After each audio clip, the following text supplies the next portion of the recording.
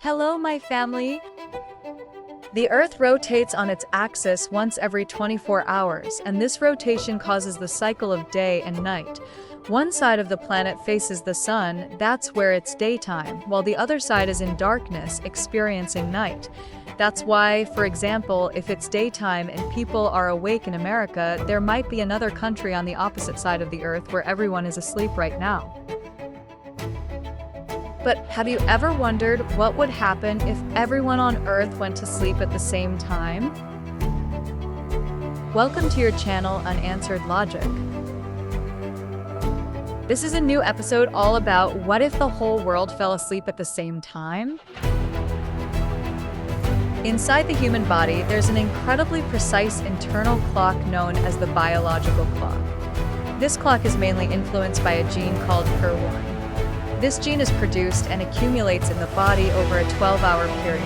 After that, it starts to break down and gradually disappears.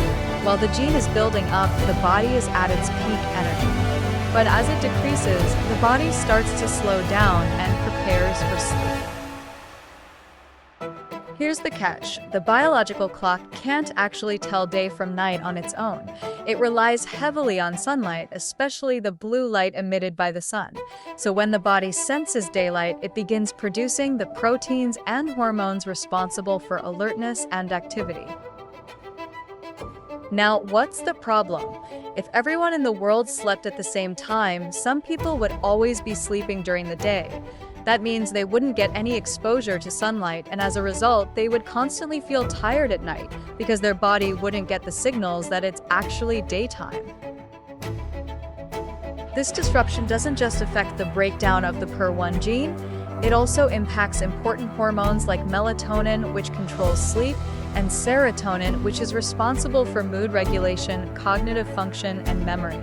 That's why people who work night shifts, travel frequently, or have irregular sleep schedules often suffer from hormonal imbalances, reduced work efficiency, and even shorter life expectancy. Many of them also develop immune disorders, especially if they don't get enough sunlight and vitamin D. But all of that is just one part of the story. The bigger picture involves our poor planet, which seems to suffer with us in every episode. Aside from the massive challenges this would create for agriculture and industry in areas where people sleep during the day, there would be huge consequences for energy production and greenhouse gas emissions. During those 8 hours when the entire world is asleep, the planet would finally get a break. Electricity demand and energy production would drop dramatically, which would lead to a noticeable reduction in harmful emissions.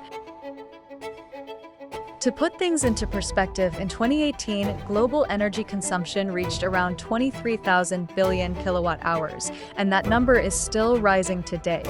So imagine all of that massive energy usage being paused for 8 hours, then suddenly coming back online at once.